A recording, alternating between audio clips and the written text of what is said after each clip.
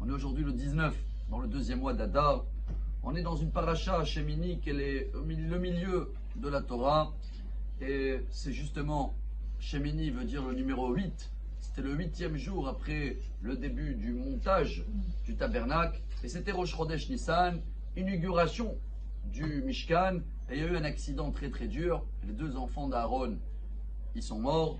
Et tout le peuple d'Israël, ils sont mis en deuil. Et bien sûr, Rachid amène la source de là, quand il y a quelqu'un de grand qui va disparaître de ce monde, tout le peuple d'Israël doit être touché. Comme c'est passé cette semaine, on est encore dans la Shiva de Rav Kanievski, Zecher Tzadik Livracha. Une des raisons pour lesquelles les enfants de Aaron, c'était eux qui ont été choisis pour être, si on peut dire comme ça, comme le sacrifice. Il y en a plusieurs dans la Gemara. Une, c'est Horu Alacha Bifnei Rabam. Ils n'ont pas écouté Moshe Rabbeinu, ou plutôt ils ont dit à Moshe, il faut faire comme ça. Et le fait de dire au maître, au rabbin, qu'est-ce qu'il faut faire, aïe aïe aïe. Il y a une histoire très connue dans le Talmud Baba Kama, page 117. L'histoire raconte qu'il y avait un très grand rabbin en Babylonie qui s'appelait Rav Kahana. Il était l'élève de Rav. Et quand il a fait la Aliyah, on est venu annoncer au grand rabbin en Israël, qui était Rabbi Yochanan, qui était déjà très âgé. On l'a dit, Ari Alami Bavel.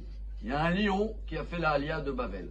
Son rabbin, avant la Aliyah, il a dit, s'il te plaît, il faut que tu me promets que pendant 7 ans, je veux que tu ne demandes jamais une question au rabbin, il faut que tu t'adaptes. Le Talmud d'Israël n'est pas le même que le Talmud de Bavel. Regardez même bien, le Talmud de Bavel, il y a plus que 2000 pages. Celui-là de Jérusalem, il est beaucoup plus direct, concret. Un mot, tout est tranché. Bon, il est venu, il est parti dans le cours, et Rabbi Yochanan était assis sur 7 coussins, et tous les élèves, selon leur grandeur, ils étaient assis. Première ligne, il y avait 7 lignes. Ils sont venus dire au rabbin, il y a un nouveau qui est venu, hein, apparemment c'est un très très fort. Ils lui ont dit, bon, mettez-le première ligne. Et il commence le cours, cette partie. Premier chapitre, il finit. Quelqu'un a des questions? Comme il a promis de rien dire, le Rav Kahana, non. Bon, il a dit à ses élèves, mettez-le au 2e rang.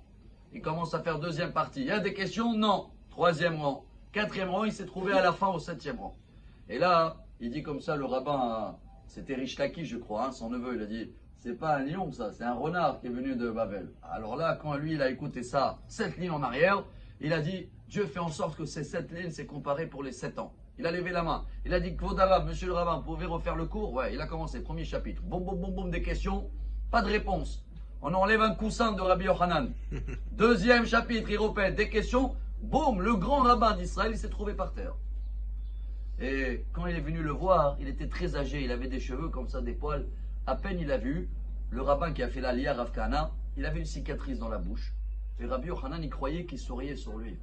Il a dit quoi? Pas seulement il a des connaissances, boum, crise cardiaque, il est mort. Ils sont venus voir le rabbin, ils ont dit, monsieur le rabbin, c'est une cicatrice, il rigole pas, il sait pas qu'il voulait se moquer. Bon, il a refait vivre tout de suite, hein. À l'époque, les rabbins, ils pouvaient le faire. Mais quel est le message pour nous, chers amis?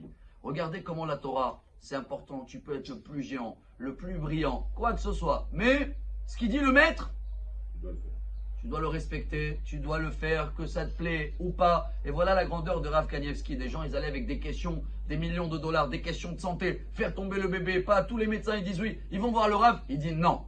T'as confiance? Oui, ça va marcher, tu te plies.